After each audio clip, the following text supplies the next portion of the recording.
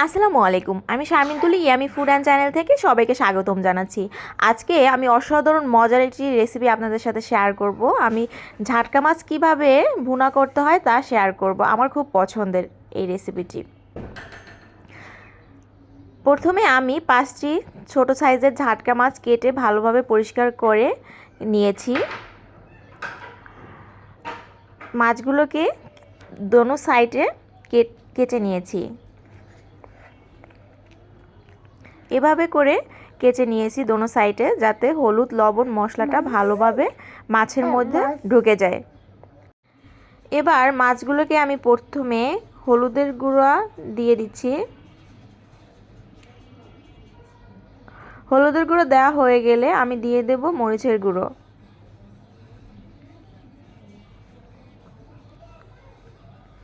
পরিমাণ মতো লবণ দিয়ে দেব।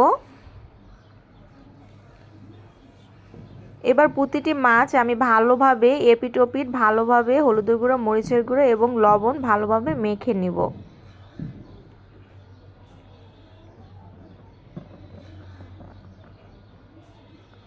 লবণ মাখানো হয়ে গেছে। এবার মাছগুলোকে আমি 10 মিনিটের জন্য রেস্টে রেখে দিব। এখানে আমি 8টি পেঁয়াজ কুচিয়ে নিয়েছি। মূলত আমি মাছ ভুনা পেঁয়াজ কুচি দিয়েই করব, তাই পেঁয়াজের পরিমাণটা বেশি নিয়েছি।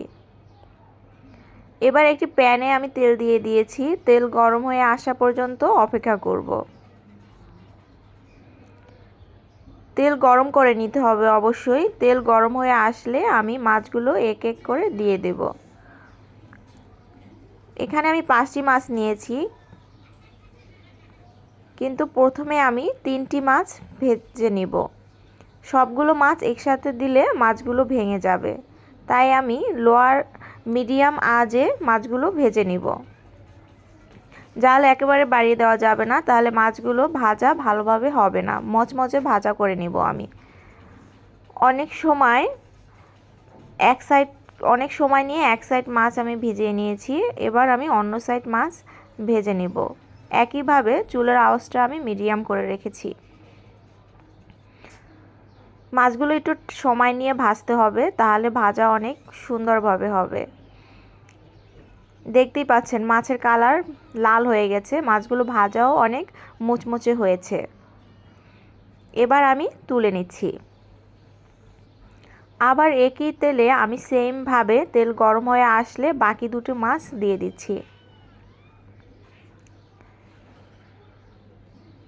বাকি দুটো মাছও আমি মিডিয়াম আঁচে রেখে এভাবে লাল করে ভেজে নিব।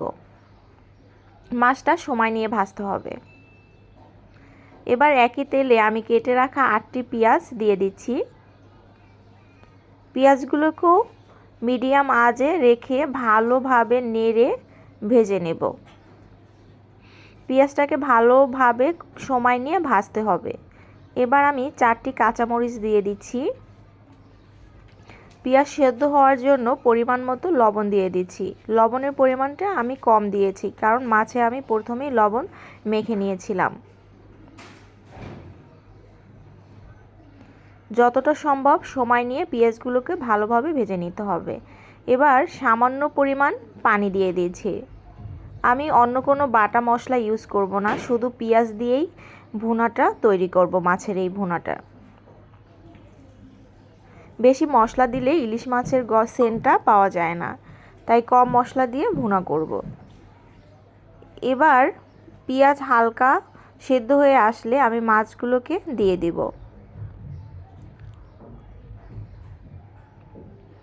এক এক করে মাছগুলো দিয়ে দিচ্ছি।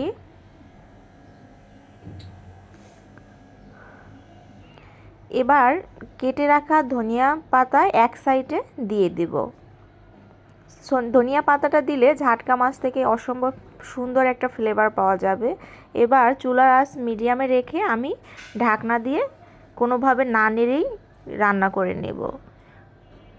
3-4 মিনিট রান্না করার পরে আমি অন্য সাইড উল্টে দেব প্রতিটা মাছ, যাতে অন্য সাইডেও পেঁয়াজের ফ্লেভারটা প্রবেশ করে। নিচ থেকে নাড়া দিয়ে দেব আমি হালকা করে, যাতে নিচে লেগে না যায়। এভাবে করে মাছগুলো আমি উল্টে নিয়েছি। এবার অপর সাইডেও আমি ধনিয়া কুচি পাতা দিয়ে দিচ্ছি। মিডিয়াম আঁচে রেখে আমি 5 মিনিটের মতো অন্য সাইডও ভুনা করে নিচ্ছি। দেখতেই পাচ্ছেন অসম্ভব মজার এই রেসিপিটি তৈরি হয়ে গেছে। অসম্ভব সুন্দর একটা সেন্ট বের হয়েছে ইলিশ মাছের। যারা ইলিশ মাছ ছোট ইলিশ ভেবে খেতে চান না, তারা এভাবে ভুনা করে দেখবেন। নিমেষেই 1 প্লেট ভাত শেষ হয়ে যাবে এবং খেতেও অসম্ভব সুন্দর হয়। যদি আমার ইলিশ ভুনার ঝাটকার এই রেসিপিটি ভালো লেগে থাকে, তাহলে অবশ্যই আমার চ্যানেলটিকে সাবস্ক্রাইব করে দিবেন। পাশে থাকা বেল আইকনটি ক্লিক করে দিবেন। নিত্য নতুন রেসিপির আপডেট পাবেন। সবাই ভালো থাকবেন, সুস্থ থাকবেন। আল্লাহ হাফেজ।